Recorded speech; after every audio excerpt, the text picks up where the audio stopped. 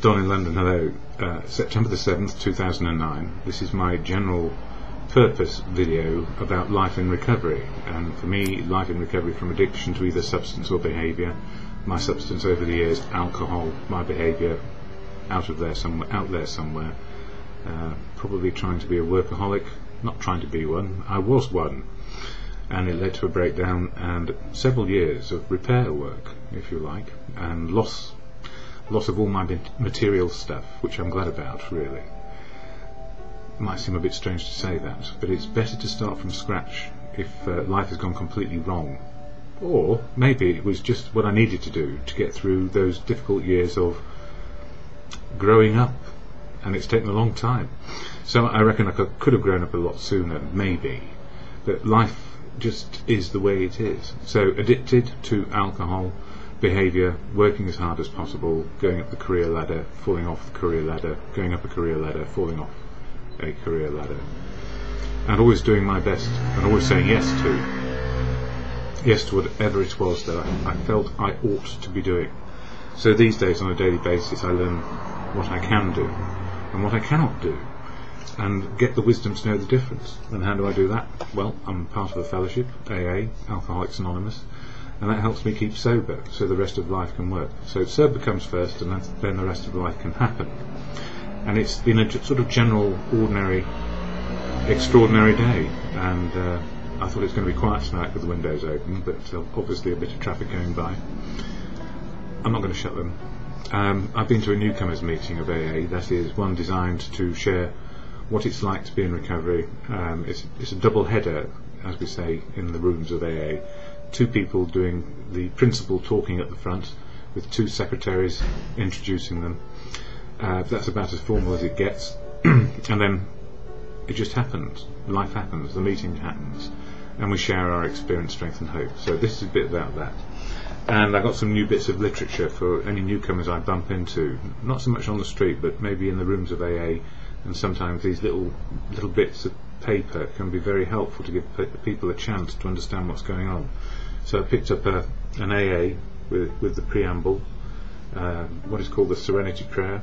If you're familiar, you know what I'm talking about. If you're not familiar, it's a good mantra or meditation or reflection to keep us on track. So I've got a couple of those, and I also got a couple of Just for Today cards, because they're always handy.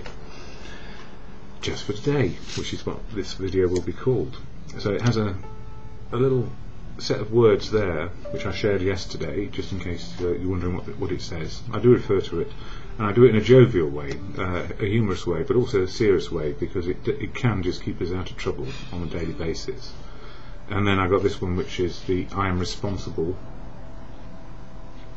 and on it says, I am responsible. When anyone anywhere reaches out for help, I want the hand of AA always to be there, and for that I am responsible.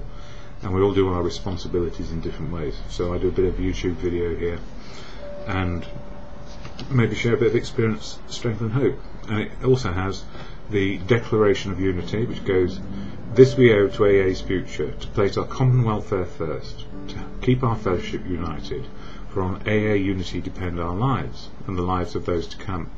And as that was said some decades ago, and it's still going, and people in the fellowship keep on going back, it seems to be working one day at a time.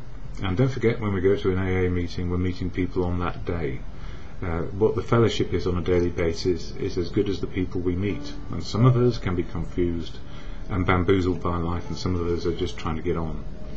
And from Bill's last message it says, I'll read that in a sec. Bill Wilson was the co-founder.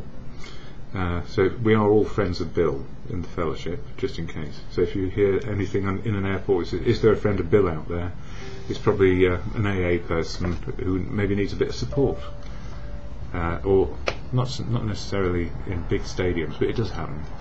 And from Bill's last message it says, if I were asked which of these blessings I felt was most responsible for our growth as a fellowship and most vital to our continuity, I could say the concept of anonymity. And that was read by Lois, his wife, in 1970 at the New York Intergroup dinner.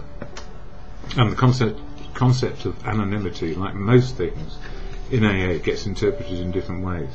So anonymity provides, for me, an opportunity for a safe place to find out what is the truth of my life on a daily basis. So for me, anonymity is about finding truth, and for me, truth is the absolute key to spiritual living. That is, living in the moment as it is, experiencing our feelings, our physical state, and this spiritual thing, which is to know and understand where we are and what is going on around us and inside us. And for many years I didn't know what was going on inside me. So all these bits of paper, well, there's only 3 there, but they are the foundations, if you like. And with this one, where it's got the 12 steps for people and 12 traditions, those are just the summaries. And then there's a 12 by 12. Why not show all the literature tonight before I talk about it in the next video? 12 steps, 12 traditions. It's not too thick. You can read a step or a tradition normally in about 10 to 20 minutes. So I do it over and over, simply because I learn and learn, and each day they mean something different. That's what good literature is about. You can read it, and it still means something different, because we're changing on a daily basis. And as Bill sees it, a collection of one-pagers, if you like, as many on a daily basis, sometimes to change our outlook, our attitude, so we can behave just as we may, based on what is going on around us. And sometimes we're angry, sometimes we're sad, sometimes we're joyous, sometimes we feel free, and sometimes we feel trapped. And the gift of the fellowship, obviously for me, is freedom to find the choices back in my life, and to accept what is, rather than have a fantasy about what my life ought or should have been. So I'm grateful for every drink I took, in a strange sort of way, although I was on my last legs more than once, and I did the gig in hospital, intensive care, last rites offered, and I told that this is what I said, so forgive the Anglo-Saxon words. When the priest came to me, I said, "What are you doing here?" He said, "Well, I've come to give you extreme unction." I said, "What, you mean the last rites? Why don't you fuck off? I'm not a Catholic." And he just said, "Don't be so fussy."